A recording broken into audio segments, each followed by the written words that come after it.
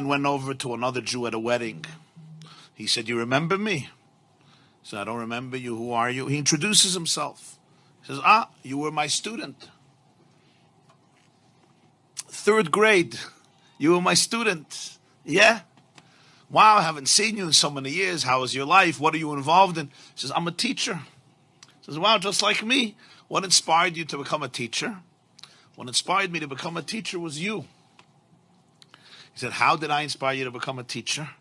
"I saw what an impact you had on me.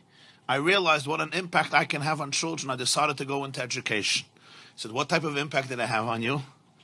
So he said, "I'll remind you, but I'm sure you remember the story." There was one day that one of my friends got himself, his mother or father bought him a beautiful wristwatch, and I dreamt for a watch, and I didn't afford one. So I decided to steal his watch. He had it in his pocket. I took his watch, I stole it. He came into class, he saw somebody stole his watch. He came complaining to the teacher, somebody stole his watch. So you made an announcement. Whoever took this boy's watch, please return it. I was too embarrassed and I didn't want to return it, so I didn't return it. So you locked the door and you said, "I'm going to have to line everybody up and empty their pockets in order to get back the watch." And that's what you did. And I thought to myself, this is going to be the most shameful moment of my life. And then you said, "All boys line up at the wall, but I want everybody to have their eyes closed. Everybody's eyes must be closed."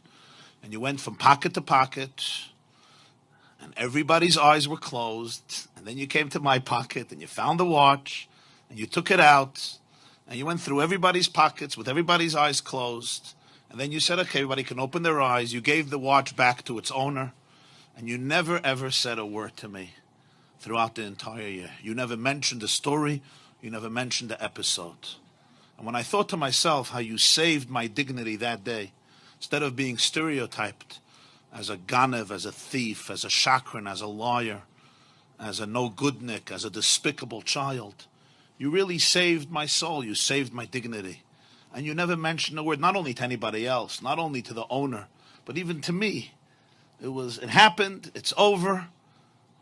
I understood the message. And when I looked at that, I saw it. I said, wow, this is what a teacher is. This is what a real educator is. This is what I want to do with my life. And therefore I went into education. The teacher is listening to him and he says, wow, that's amazing. That's really amazing. But he says, but Rebbe, you don't remember the story?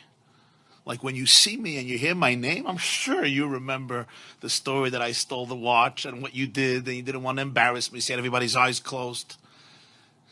And I'm the person, he says, actually, I don't know. I wouldn't know. I wouldn't know the story. He says, why not? Like, it's a pretty dramatic story. He said, because I also closed my eyes.